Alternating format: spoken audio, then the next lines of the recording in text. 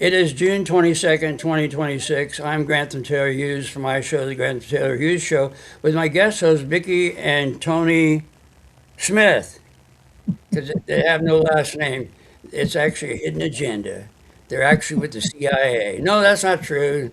Sorry about that. See, now we're in a different entity. We had this lively conversation, and I wanted to go ahead and tape it. Now I'm editorializing, which is actually funny stuff.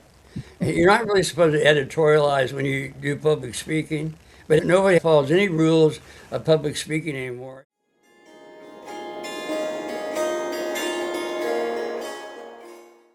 Anyway, so we were talking about in pre-talk about the law of assumption. That's very important because we believe that each person is a creator, and that's hard to get people's mind around that too. They think that there's some exterior, secondary creator out there, but in reality, I believe it's a no thing. It's more like a Taoist view of the divinity. We know that there's the cause and effect in our life, that we can see things outside of ourselves that we've actually created. But having said that, if that's true in terms of each man is their own creator, they have to delve into their own state of consciousness. All right. And people really don't want to do that. They want to be dependent upon their priestcraft or professors or leaders or teachers or parents or whatever. And they don't take the responsibility and be accountable for their own positions in life. Hey, that was pretty good. I actually like that. What do you think? I always stop and editorialize and try to make some jokes. I can never keep a straight face anyway. And my audience knows that too. They like to laugh, right? Yeah. Love to laugh loud and clear. Willy Wonka, I think. Anyway, but there are groups that have the I am consciousness, and you have to be aware they're into the ascended master thing, which is all a big mess. They don't really give a clear viewpoint on what's going on there. Put a sign on there, out to lunch. Everybody likes to go to lunch or recess.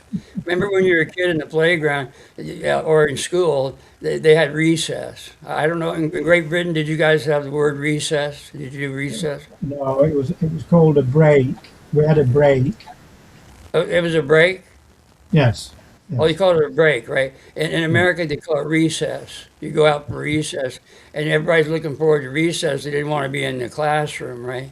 If people want to play, let them play until they get serious about their academic career. But people get nervous about losing control of things. They have to set everything up a certain way, certain conditions. They have to do the mob check. They're afraid of the masses. The revolutions in history, they're afraid of that. So the hierarchy is nervous about the masses. See, so that's why they do the academia, put them in schools, teach them how to deportment and behave themselves, and do social amenities. How are you? How are things going? Not shooting each other with Uzis. But nowadays, we have a really pretty much a Bulgarian world.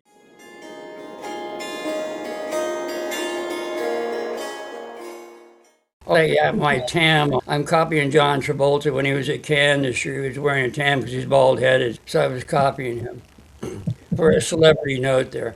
People like to hear about celebrities. I want to hear about celebrities. People probably don't even know Rich Little. He used to impersonate John Wayne. He go, Little, stop.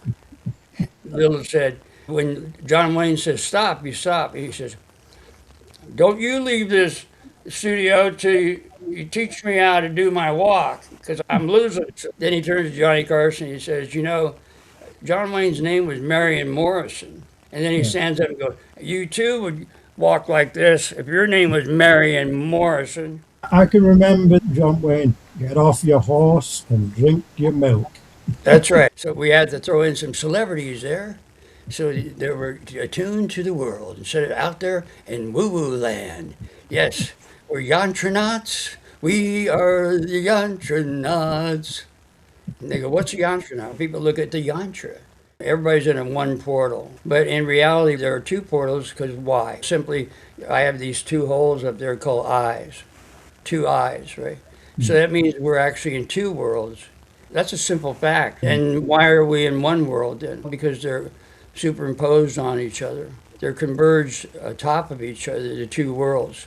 So what we're trying to do in phasing, we're trying to see with our eyes straight ahead instead of turned in about 10 degrees. See, people don't realize to see this single portal that we're in, their eyes are turned in 10%.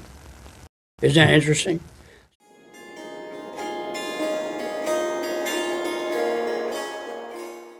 Sorry, Vicky, please get in there. You said something interesting, how the word assumption has been modulated by the wrong understanding in American culture. And it's been kind of dismissed a little bit from the vocabulary because of those wrong associations. Well, that's interesting. Rich little, be little. Yeah, go ahead. Vicky was referring to the word assumption and the Americanization of it when they break it down to as. That's right. They have a tendency to diminish or condemn before they commend people. That's the floxinocinohilopilification, declaring things worthless or negative criticism. See, criticism in the old days was both positive and negative, and now when you say criticism, they always go with negative criticism, which is a term they use on a Geico commercial in America, was floxinocinohilopilification. I actually saw that and went, oh my goodness, that's in my dictionary, the actual word. And they say, why do you use that term? Well, it's one word instead of negative criticism, it's floxinocinohilopilification.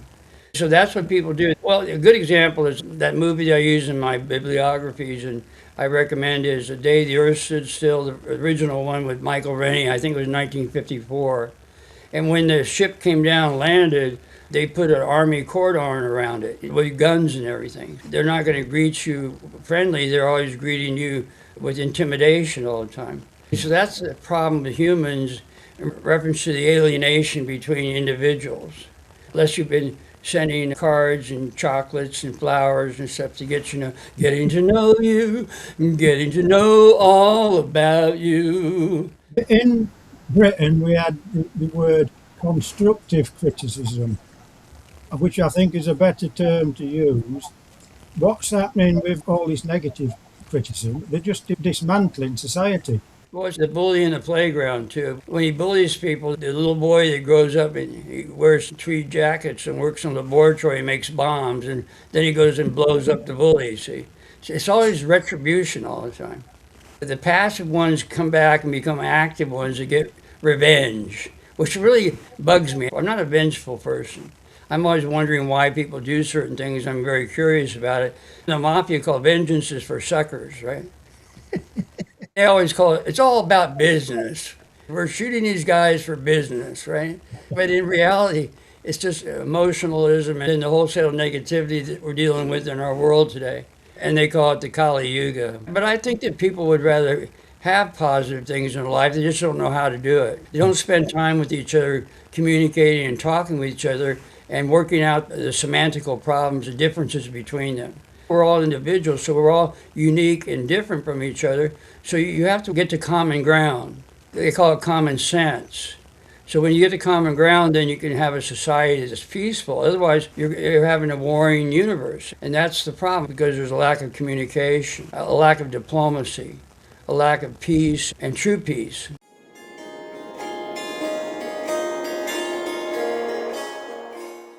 But then you get mercantilism in there, and now you got to make ED, economic demolition. See how it all circles into each other?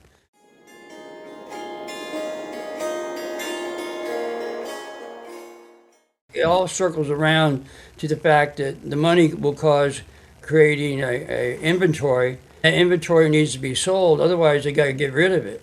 That's the problem with knocking buildings down and going into Iran and knocking down a few buildings. Nobody's talking about that a few weeks ago, but Friesa, our friend who's from Iran, was talking about that yesterday. She used the word war, but they make it look like it's a war, but it's all about economic demolition. If it's not turning a profit, they got to get rid of it. You have a police state now, we don't have world wars. So they at least sorted that out on Earth. They didn't annihilate Earth with the nuclear bombs, even though they probably wouldn't work. I had a friend who was an engineer years ago, and he used to work on the missile silos.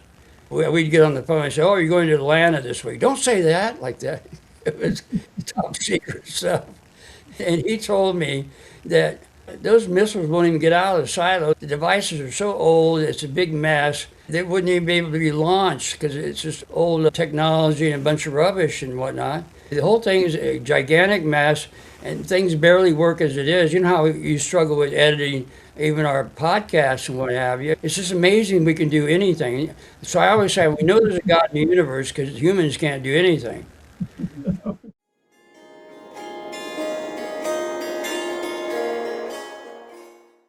your artificial intelligence. It's all rushed to market. It's all got glitches and faults in, and it's sold to people, and people are using it. You can't build a castle on a shifting foundation of sand. Well, Monty Python, he built a castle in the swamp, it sunk in the swamp. And he built another castle, and it sunk in the swamp. But the third one stayed up because they had two castles sunk in the swamp, right? Yeah. Yeah. These people that put a automobile in their yard, in the front yard, eventually the car sinks down in the ground. Everything starts sinking all the time. So we've had civilizations, the reason why they're down in the sand, because they sink down into the sand after a while, after a long period of time. So I'm always saying you get a 1,000,000-mile shovel and you go down about several hundred feet and you'll find another civilization. You know how the geologists are digging up, yes, we found another civilization. And so you dig deep enough, those cities are there, they get covered with sand after a while. The sandstorm comes in, we got to cover this over. It's a really big mess. And then remember I was saying yesterday on our call about the architectural styles. They make a big deal in the Petri and the Jordan Desert because it's all Greco-Roman entablatures and all that business. They said, how did it do that? I said, it's not Greco-Roman. There's only 3 architectural styles. There's straight lines, the line turns into a curl, and out of the curl you get acanthus leaves and berries growing out of the curl. That's all there is. You've got Ionian, Doric, and Corinthian. That's the only 3 architectural styles in manifestation. So it's not a big surprise. Tony, that's another thing. Foundation. There is another style, Grantham, the modern style of garden shed or farmhouse barn building.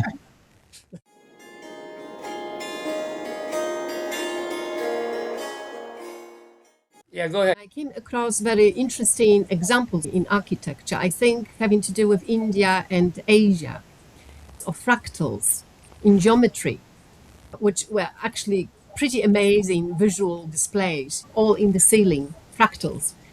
And we do come across fractal representations on the computer, and they actually look exactly like computerized fractals, but those we're talking about those ancient examples of architecture. All the world's architecture is basically what I was talking about, linear, curvilinear, and then mood swings. Okay, calculus is trying to measure a curve. But that's universal. That's the only 3 things that can be done. You get algebra, lines, geometry, or angles. When the line hits an abrupt angle, that's geometry. But it really doesn't do that. That's why you go to calculus and it's mood swings. It's a curve. And Einstein proved curved space, and that was very good back in the day. There's nothing linear, so everything's in a curve because the geometry and straight lines don't exist. But I call it the miracle of the circle. There's a circle, but you can't measure it. Talked about the space, Artemis 2 and all that. It's a bunch of phony, baloney stuff because they don't really know what the cosmos is. And we were saying in pre-talk about DNA universe, they haven't gotten to that yet. So what do? They have to keep doing the lie with big money because that's what they get money thrown at them. They got to keep doing it because they have no other concept. When you don't have another concept, what concept are you going to wax? The one you have. See, the conditioning that you have, you're going to continue with that. But if you get a new idea, then you can explore the new idea and get to the source and the truth in the matter. Boy, I'm on a roll today. I like this. This is good.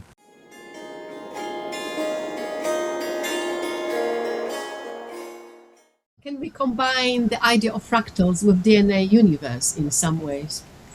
They found a double helix, but now they know it's multiple helical processes, but it's all spinning. The world is spinning around, see? That's what the helix are showing. And what do? Well, we get the particle and everything's spinning around gyroscopically, the 144 portals. But we've gotten that down to science in reference to particle, because you can prove it with double mirrors. That is actual proof. You put a mirror in front of a mirror, you're going to see 18 windows curving around in front of you. Man, boy, that's exciting. Because that's proof by actual seeing it. This isn't just conjecture on my part. See, that's the beautiful thing is when you can actually prove things, and the double mirror is a proof of particle. See?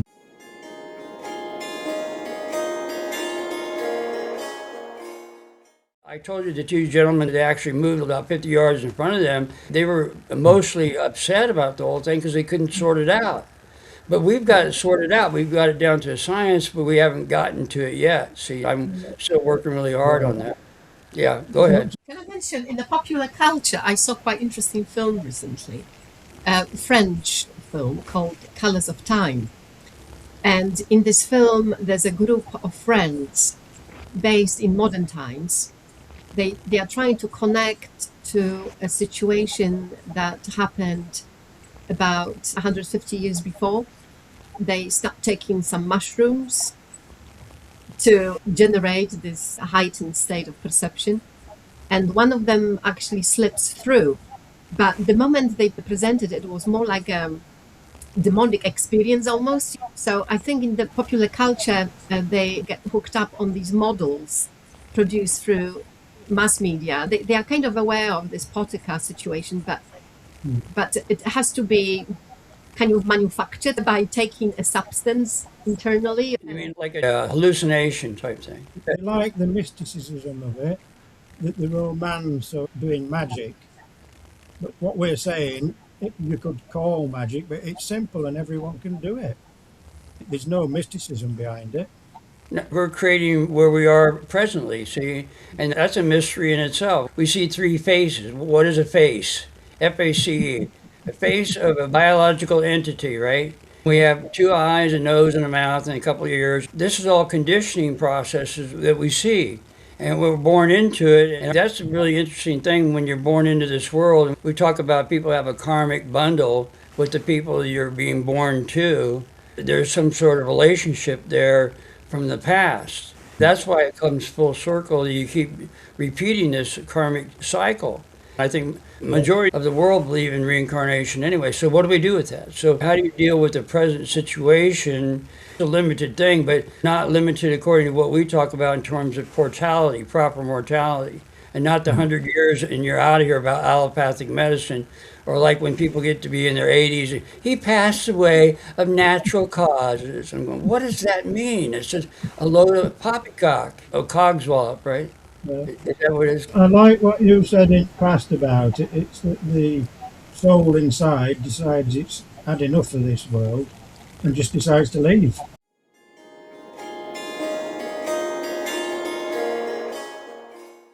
Somebody that I read years ago, he was talking about that sense of humor is a survival factor. So if you're not having a good time, you're not happy, then you're usually checking out type thing. So it's one of these things where if you're of good cheer, you can look at the world in a kind of a lighter way than a big drama. If you can look at it more comedic and not this drama, see, and that's the reason why most people have the drama thing, because they're always concerned about the death factor. How long am I going to last here?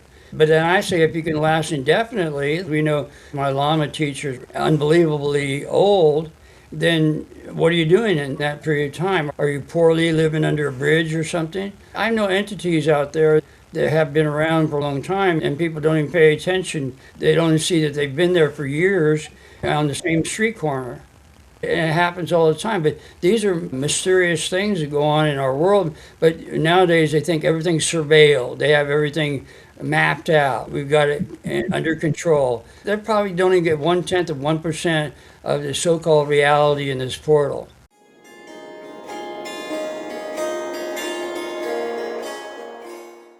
See that? So that's this whole discovery of what's in a portal. People are wasting their time. See, that's why we've got to get to Padaka and teach people. See, that's the irony. We're actually there. We're trying to explain what you already are doing. We'll talk about this on Fun Day later on because we don't really have time to do it here. That's a question I have. If you're in the middle and it's like the Garden of Eden, this beauty that's spinning around you, why are you going anywhere? But then we said that this portal we are now would be the point of origin portal, like where we are right now, to know us three, we're in a particular portal. If I got into Padaka and went somewhere else, would I actually come back to the original? That can become an issue about family and friends and all that. If you just take off, remember we said what happened to ancient civilizations? They got into Padaka and took off and never came back. Yeah, I think you have to be positive about it. If you were negative, you might get to a portal where your family have become worse. That's why it's controversial and good to discuss these things. But then you had said a while back, Tony, when you get there, you'll know what to do. See, right now, we may make conjecture, we guess at what's going on because we haven't gotten into the experience. So I guess we can count on the knowingness factor because we all know things on the inside. Again, we have limitations in reference to speaking, limitations in writing. It's all these limitations we have, albeit in a sense in being a biological entity. But we're actually talking about what makes us sentient. Other people don't even know what that is. But that's just a start, I think, in reference to getting to a knowingness arena, a knowingness of what needs to be done socially, like we did in Angkor Wat 5 million years ago.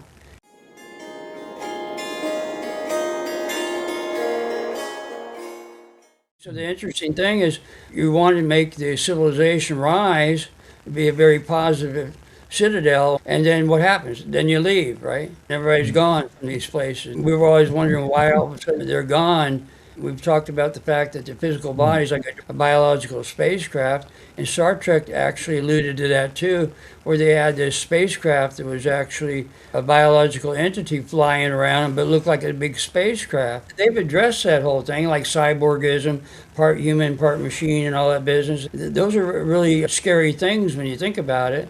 At the same time, how do you articulate what needs to be done and then do it as opposed to make an electric car with billions of dollars and wasting everybody's time on electric cars when it's just oilicity? It's just oil electricity. That's a big, gigantic waste in itself.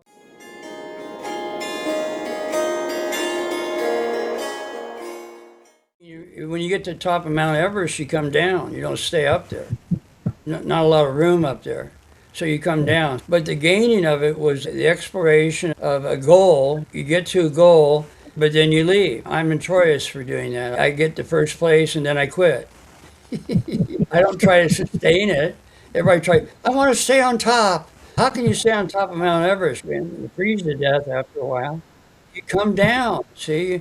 But the achievement is a big deal in our world. You get rewards for achievement. I want medals for my achievement. He's going to get a commendation and come up here on the podium and give a speech for receiving your achievement and getting to the top of the mountain. Yes, I got to the top of the mountain. It was really wonderful, but I left. I didn't stay very long. I came home. What do you mean home? Home is where the heart is. We get caught up in proverbs. Our world is a concept. What concepts are you using? I'll think of a new one pretty soon. I'll quit this concept and get into another concept. See, we just run around in the universe for eternity.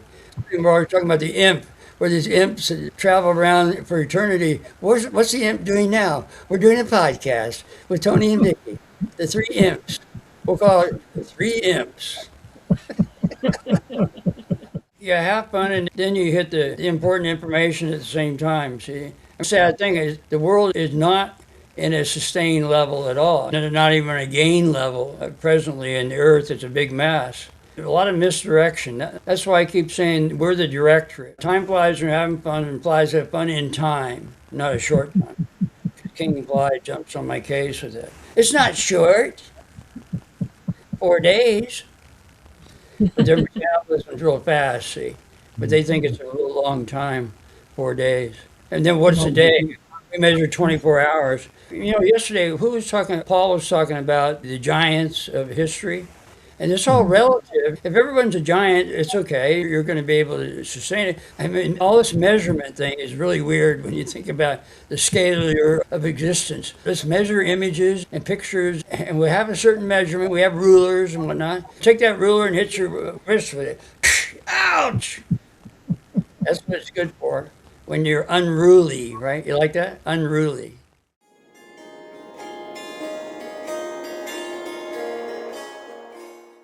Is this of any relevance?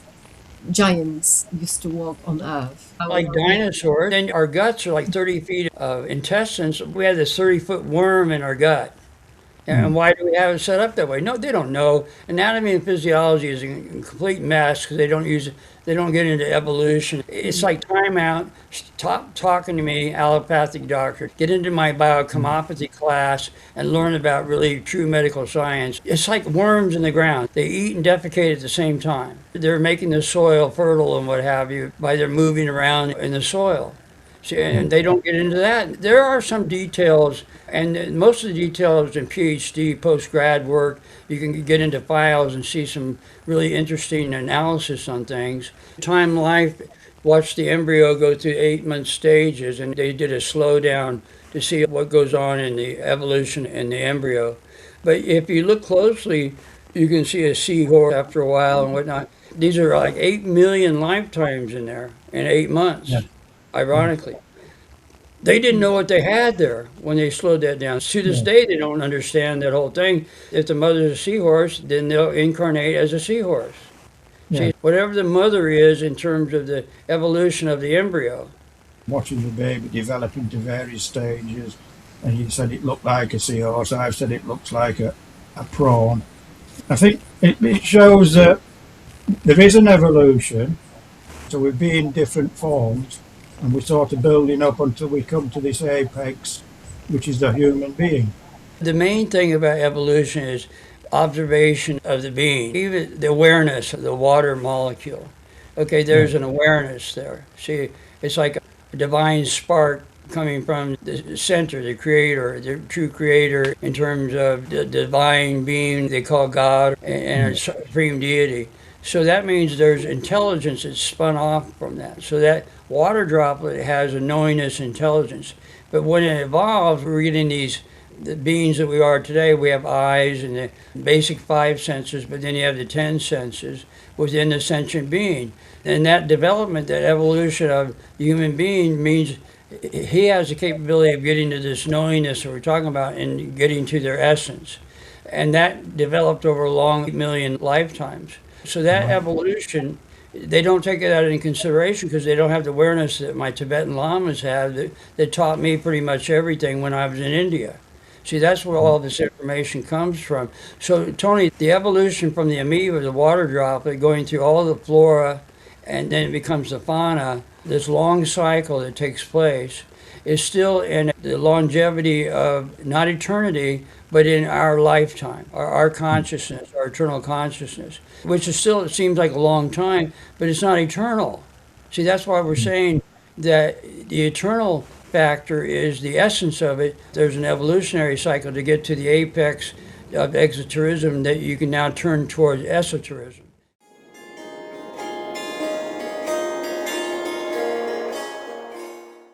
I just wanted to mention that the word human, if we deconstruct human, some people say that hue represents color. So remember we said all the colors that are in the water droplet? Because when the sun comes out and it rains, you'll see a rainbow on the other side. Whereas the prism of colors is within that crystalline clarity, you have the colors in there. It's actually the manifestation of the amoeba or the water droplet. We'll go back to the water droplet. It has all the colors in it because it's a chiaroscuro thing. Remember how the gentleman that came on the call and he was talking about the sun looks like it's white nowadays. And so what's the color of crystal white? What's the color of a crystal? It's a real anomalous situation that in crystal clarity, all the colors are there. So that's a strange paradox in reference to crystalline clarity. Crystal clear has all the colors in it, see? And the proof of it is when the light comes and shines through the water droplet, on the other side is a rainbow. See, where does that come from? The divine white light has all the colors of darkness in it. Because remember we talked about if you see pitch dark, light comes from that. In order to see white light, you have to have darkness around it for contrast. So when we see each other here, there has to be contrasting colors to see the images, the lightest light on your forehead there to the darkest dark on Tony's shoulder there. All those colors in between make the images. And that's the same way when we see a water droplet. It has image too. We can see a water droplet traveling through space, has a little point on the end of it. Where you build the cupolas in the mosque are actually denoting the water droplet traveling through space. It's not just a sphere, it's traveling very fast. It has a little tail on the end of it. Think of a water droplet, it's traveling extremely fast through space and picks up the sound screeching across the universal membrane. See, anyway, we're out of time today, but we did good work, I think. All right? That's very interesting. So, bye, everybody. Bye for now. Bye-bye.